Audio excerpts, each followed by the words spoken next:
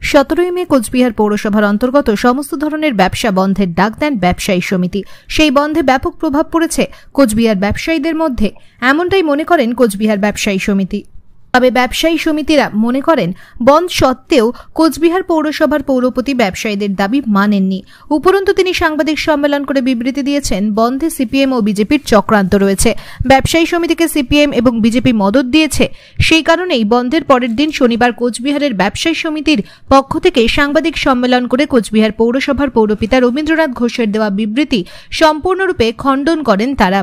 এদিন সাংবাদিক বৈঠকে কোচবিহার ব্যবসায়ী সমিতি থেকে জানানো হয় তাদের যে দাবি দাবাগুলো নিয়ে বন্ধ হচ্ছে সেই দাবি যদি না মানা হয় তাহলে তারা পশ্চিমবঙ্গের মুখ্যমন্ত্রী মমতা ব্যানার্জির কাছেও যেতে পারে। সেই সাথে তাদের বক্তব্য মানবিকভাবে সমস্যার সমাধান করাই একজন প্রশাসকের কাজ, কিন্তু তিনি তা করছেন না। এই বিষয়ে আরো কি জানানো ব্যবসায়ী সমিতির পক্ষ থেকে শুনে নেব।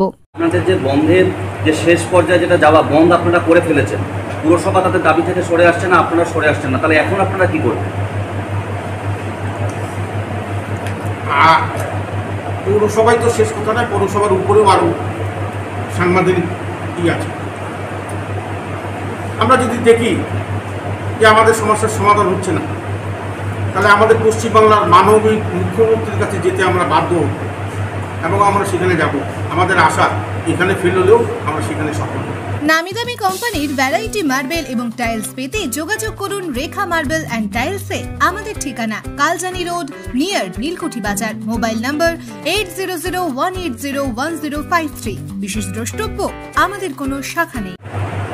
আরেকটা অভিযোগ করা হয়েছে বিজেপি এবং বামেদেরকে সাথে নিয়ে আপনারা এই বন্ধ করেছেন। রাজনৈতিক একটা কেউ যা শোনেন, আমরা তো তাদের রাজনৈতিক প্রতিদ্বন্দ্বী না।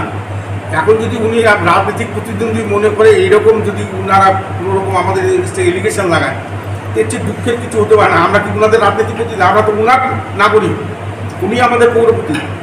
আমাদের প্রত্যেকটা ব্যবসায়ী আর কুচবিহারের নাগরিক দ্বারা উনি নির্বাচিত।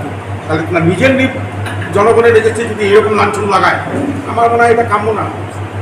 আপনি আরেকটা অভিযোগ করেছেন যে অধিকাংশ দোকানের ট্রেড লাইসেন্স নেই। আমি কি বলছি, কুচবিহার শহরের ভিতরে হয়তো হাজারো চোর ঘুরে বেড়াচ্ছে, তার জন্য পুলিশ আছে, পুলিশ ধরবে তো চোরকে। আমাদের ব্যবসায়ীরা যদি কোনো ট্রেড লাইসেন্স না থাকে, তার জন্য পৌরসভা বলতে শয়ে স্টাফ আছে, কেন তারা কাজ করছে না, কেন ধরছে না তারা? সেই এলিগেশনটা ব্যবসাদের উপরে লাগিয়ে দিয়ে লাভ নেই, নিজের দায়িত্বটা পালন করুন তারা। আমরা কি বাধা দিয়েছি যে আপনি ট্রেড লাইসেন্স ধরবেন না বা ট্রেড লাইসেন্সের কাছে কোনো অ্যাকশন নেবেন না? সবসময় অন্যের উপরে অজুহাত চাপিয়ে দেওয়া, এই মানুষের থেকে দূরে সরে আসা হচ্ছে। তাহলে আপনাদের সমস্যা না মিটলে আপনারা মুখ্যমন্ত্রী দ্বারস্থ হবেন? নিশ্চয়ই। কার কাছে যাবো? আমাদের মালিক মুখ্যমন্ত্রী। আমরা যে রাজ্যে বাস করি, আমাদের সর্বসভা উনি, তার বাইরে তো আমরা কোথাও যেতে পারি না। আপনার যদি কোনো সমস্যা, আপনি কার কাছে যাবেন? লাস্ট আমি আপনাকেই প্রশ্ন করছি, আপনি কোথায় যাবেন? যে আমার সর্বসভা, তার কাছেই তো যাবো, তার কাছে গিয়ে আবদার করবো, তার কাছে অনুনয় বিনয় করবো। আমরা আপনার নাগরিক, নিজে দিন এই সমস্যা। এখনো বলছি অনর্গণ থেকে দূরে সরে আসতে হবে, নাহলে আরও ভালো হবে না। প্রতিটা পক্ষই আজকে আমরা একে অপরের প্রতিদ্বন্দ্বী না, আমরা ওনার রাজনৈতিক প্রতিদ্বন্দ্বীও না, যে উনি যেভাবে আমাদের কাছে লাঞ্ছন লাগাচ্ছে, আমাদের মধ্যে বিভেদ সৃষ্টি করার চেষ্টা করছে।